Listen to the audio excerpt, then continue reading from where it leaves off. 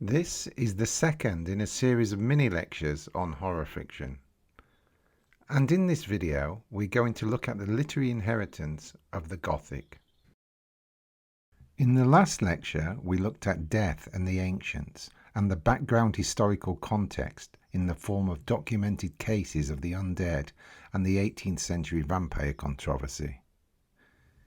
In this lecture, we are concerned with the literature that came out of this, and that was, of course, the Gothic.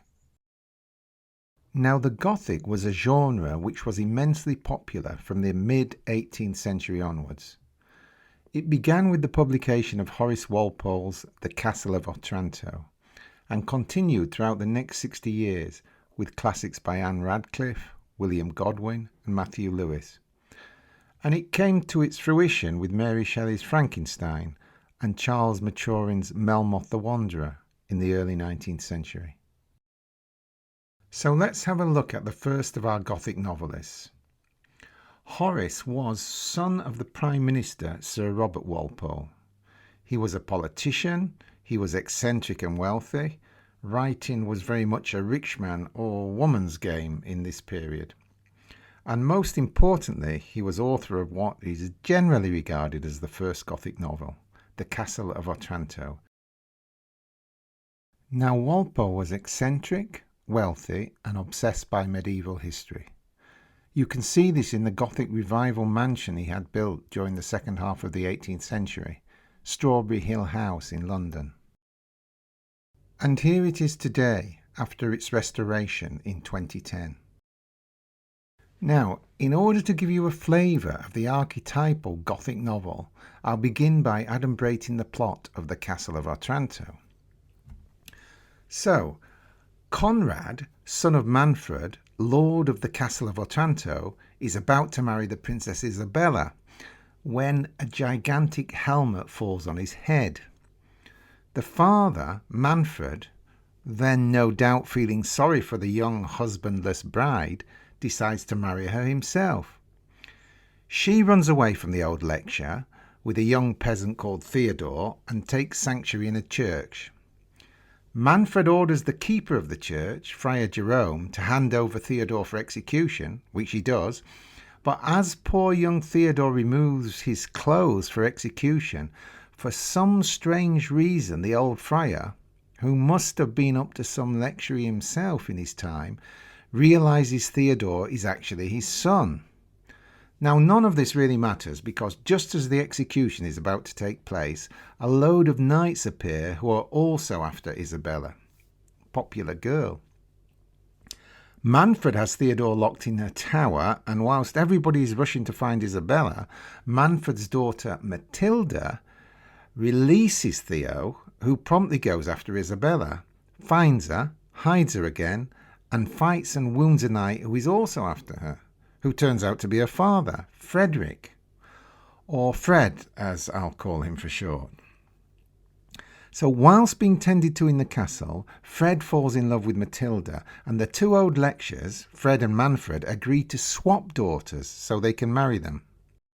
Matilda, meanwhile, sensibly runs off, meets Theo, who by now has developed a thing for her rather than for Isabella, and whilst the two of them are flirting, the jealous Manfred arrives, mistakes Matilda for Isabella and stabs her. But don't worry, it all turns out well. The peasant boy, Theo, is really the true Prince of Otranto. He marries Isabella, leaving Manfred to gracefully repent for his remaining years over killing his own daughter. So it all ends happily ever after, if a little gloomily in terms of mood. Now, all this is interspersed with ghosts, sighing pictures, strange noises, doors that open mysteriously on their own, blood dripping from the noses of statues, phantoms, spectres, and melodramatic phraseology such as, "I respect your virtuous delicacy. Do not harbour a suspicion that wounds my honour. Profane prince! Audacious rebel!" So, reading this today, it all seems a bit silly. And here's an example of the prose, for those of you who haven't read it. This is Manfred speaking to Isabella, just after he's seen his son crushed by a gigantic helmet that fell from... Well, it doesn't say where it fell from.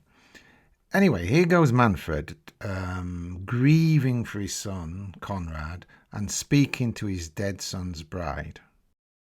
Conrad was not worthy of your beauty. Think no more of him. He was a sickly, puny child. I hope, in a few years, to have reasons to rejoice at the death of Conrad. My fate depends on having sons, and this night, I trust, will give a new date to my hopes. At those words he seized the cold hand of Isabella, who was half dead with fright and horror. She shrieked and started from him. Manfred rose to pursue her. The moon gleamed in at the opposite casement and presented to his sight the plumes of the fatal helmet. Isabella, who dreaded nothing so much as Manfred's pursuit of his declaration, cried, "Look, my lord, see, heaven itself declares against your impious intentions." "Heaven nor hell shall impede my designs," said Manfred, advancing again to seize the princess. At that instant the portrait of his grandfather uttered a deep sigh and heaved its breast. Melodramatic, with a cliched virtuous heroine pursued by a lusty old lecturer, you can see Walpole's obsession with medieval romance and even the Christian morality plays with their stock black and white characters. And there's a lot of breast heaving, which kind of anticipates the obsession with bosoms and breasts in later Gothic novels. The immense popularity of Walpole's novel led to a spate of imitations and imitators, and perhaps the best of these was Anne Radcliffe. Radcliffe wrote a number of Gothic novels, or romances as she called them, the most famous of which were The Mysteries of Udolpho and The Italian. In these you have maidens pursued by lecherous Italian nobles. You have murderous monks and sadistic nuns. Yes, Radcliffe was virulently anti-Catholic. And her heroines scrupulously protected their virtue from the degenerate males. And in recent years, feminists have claimed her for their own, noting her strong female characters and women of independent will, unlike in the male Gothic, where heroines are simply objects of desire and luxury. And whilst there is a tasteful repression of graphic detail, there's a rather overblown moralising in Anne Radcliffe's novels, which makes them a little didactic and yawn-inducing for the contemporary reader, or for me at least. And they're so very long, hundreds of pages of description, scene setting, travelling in the Pyrenees, etc., before the action gets going. And that action, as I say, consists mainly of lecherous noblemen trying to get the kit off virtuous heroines. So the writing's rather frustrating. Jane Austen, of course, famously made a parody of Udolpho in her satirical Gothic novel Northanger Abbey.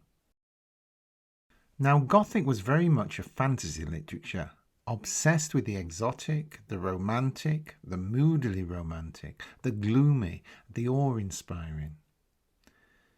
You have to remember that the 18th century was a period of great economic inequality.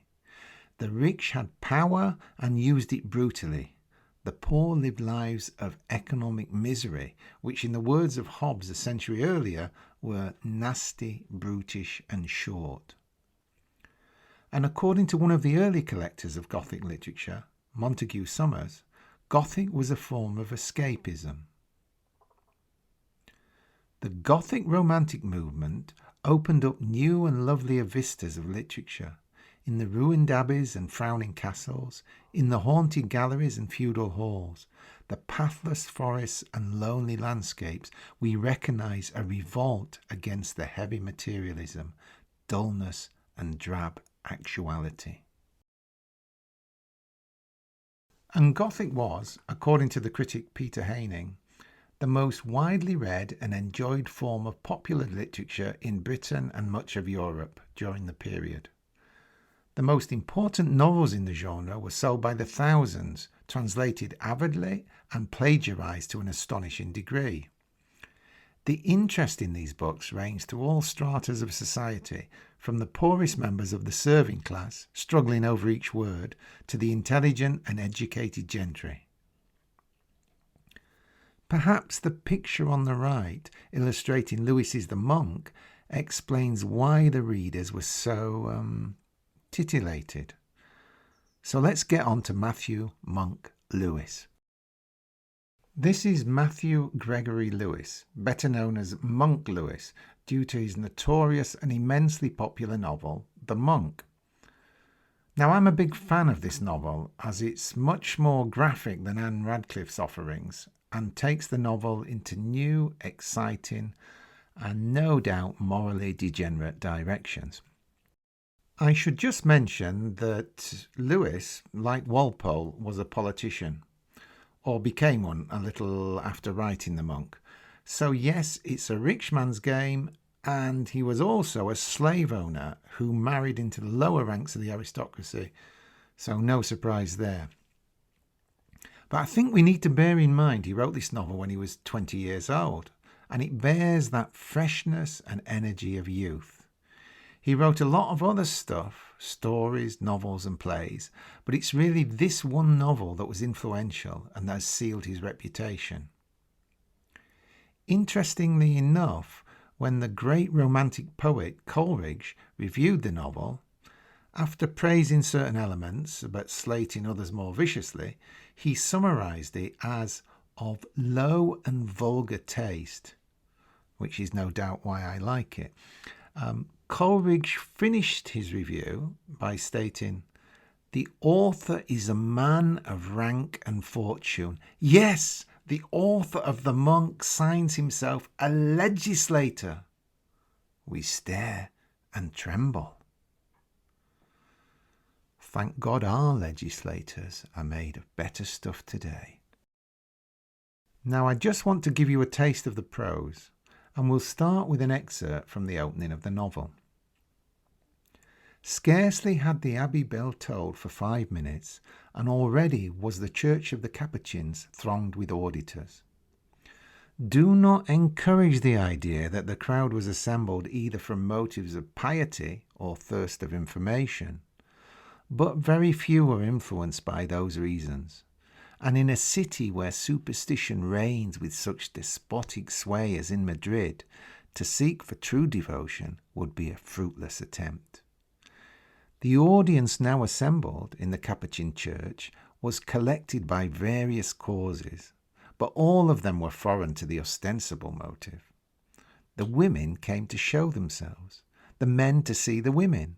The only persons truly anxious to hear the preacher were a few antiquated devotees and half a dozen rival orators, determined to find fault with and ridicule the discourse.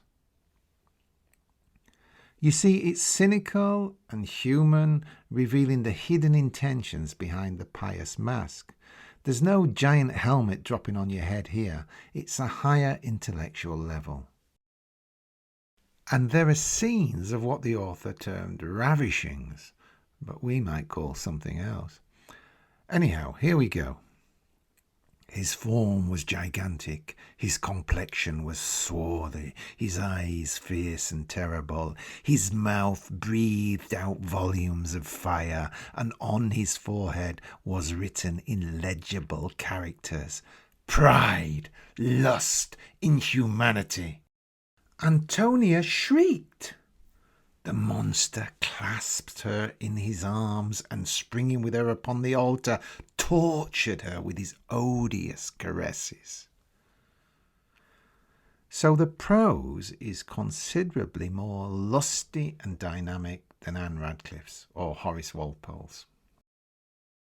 Now the eponymous hero of the story, the monk Ambrosia, is a pious and holy man who is seduced by a rather sexy young lady, Rosario, who up till now has been disguising herself as a young male acolyte in order to be near her holy love. Rosario threatens to kill herself if Ambrosia doesn't do the dirty deed. So here we go. As she uttered these last words, she lifted her arm and made a motion as if to stab herself. The friar's eyes followed with dread the course of the dagger. She had torn open her habit, and her bosom was half exposed. The weapon's point rested upon her left breast, and oh, that was such a breast! The moonbeams darting full upon it enabled the monk to observe its dazzling whiteness. His eyes dwelt with insatiable avidity upon the beauteous orb. A sensation till then unknown filled his heart with a mixture of anxiety and delight. A raging fire shot through every limb, the blood boiled in his veins, and 1,000 wild wishes bewildered his imagination. There's lots of this kind of thing, lots of daggers and bosoms, insatiable wild wishes and boiling blood, which probably again contributed to the novel's popularity. Here's a bit more. He sat upon her bed, his hand rested upon her bosom, her head reclined voluptuously upon his breast. Who then can wonder if he yielded to the temptation? Drunk with desire, he pressed his lips to those which sought them. His kisses vied with Matilda's in warmth and passion. He clasped her rapturously in his arms. He forgot his vows, his sanctity, and his fame. He remembered nothing but the pleasure and the opportunity. So this is really a human story about the clash of religion with human desire, and the latter wins. There's even the odd hint of masturbation. Such were the scenes on which his thoughts were employed while sleeping. His unsatisfied desires placed before him the most lustful and provoking images, and he rioted in joys till then unknown to him. You would never have got this kind of thing in Anne Radcliffe. She was much too prudish. So there's lots of sexual energy in the book. The youth of the author no doubt explains the excess spilling out of every page. Here's how the British Library sums up the novel. Matthew Lewis's novel, The Monk, marked a turning point in the history of Gothic literature. With its emphasis firmly on the horrific and the shocking, the book moved Gothic away from the gentle terrors of earlier authors such as Horace Walpole, and instead confronted readers with an onslaught of horror in the form of spectral bleeding nuns, mob violence, murder, sorcery, and incest. Unsurprisingly, the book met with outrage and condemnation from critics. Equally unsurprisingly, it was hugely popular with the public. Okay, briefly on to Shelley's Frankenstein. I'm not going to talk in detail about Frankenstein. I'll just simply point out what I think is special about it. To begin with, a key feature is its radical liberal ideology. Remember, William Godwin, the anarchist philosopher, was Mary's father, and he had written a famous paranoid Gothic novel, Caleb Williams, 20-some years earlier, based around his political treatise, Enquiry Concerning Political Justice. Mary's mother was the writer Mary Wollstonecraft, author of A Vindication of the Rights of Women, and the founding mother of the feminist movement. And her boyfriend and husband-to-be was the revolutionary poet Percy Shelley. And we should note the full title, Frankenstein or the Modern Prometheus. Now we all know who Prometheus was, don't we? The rebellious hero who took fire from the gods and gave it to humanity. So a champion of the human against the established order. And the novel concerns itself with human rights, with moral ambivalence. It has sympathy for the murderous monster, the creature as it's called, and the novel puts forward the notion that nurture, not nature, is the true human formative experience. We're not born bad, we become so by mistreatment, due to the milieu, the environment or society we are in. And secondly, from a writerly perspective, what is perhaps key as an innovation of the Gothic novel is the experimental narrative form. Remember, the 19th century was the time when the novel was evolving into its great objective third-person realist form, as epitomised perhaps best in the novels of Leo Tolstoy. At the same time, the Gothic was going in a completely different direction, and one we might associate with a more modern, subjective sensibility. So Frankenstein's experimental narrative form is epistolary, that is, a series of letters between correspondents, and there are stories within stories. So you have Captain Walter's story, which frames Frankenstein's story, which frames the creature's story, and so you go back to Frankenstein's story and finally to Captain Walter's story. So it was radical not just in terms of its ideology, but also in terms of its narrative form. And you can see the continuation of this trend of narrative experimentalism in the works of Charles Robert Maturin, the last of our great Gothic writers. Now, Maturin was a Dubliner and a Protestant clergyman and a writer of plays, novels and sermons. He was an immensely popular preacher, and his works attracted the attention of Sir Walter Scott and Lord Byron. His play Bertram was put on in London, and you can get a sense of it if you read Coleridge's commentary. I lack words to describe the mingled horror and disgust with which I witnessed the opening of the fourth act, considering it as a melancholy proof of the depravation of the public mind. The familiarity with atrocious events and characters appeared to have poisoned the taste, even where it had not directly disorganized the moral principles, and left the feelings callous to all the mild appeals, and craving alone for the grossest and most outrageous stimulants. Coleridge's comments led to scrutiny of Maturin's literary work by his masters in the church, and he was reprimanded for his writings. But let's get on to Melmoth, his great Gothic novel. In one of the tales in Melmoth, two lovers are locked in a cell together, the doors nailed up, and they're left to die as punishment for their sexual congress. In the scene I'll read from, the morally compromised narrator watches the lovers starving to death from outside their cell. Here we go. The first day they clung together, and every movement I felt was like that of one person. The next the man alone struggled, and the woman moaned in helplessness. The third night, how shall I tell it? But you have bid me go on. All the horrible and loathsome excruciations of famine had been undergone. The disunion of every tie of the heart, of passion, of nature had commenced. In the agonies of their famished sickness, they loathed each other. They could have cursed each other if they had breath to curse. It was on the fourth night that I heard the shriek of the wretched female. Her lover, in the agony of hunger, had fastened his teeth in her shoulder. That bosom on which he had so often luxuriated became a meal to him now. So by the time we reach late Gothic, we've got beyond heaving bosoms and even stabbing bosoms to eating bosoms, cannibalism.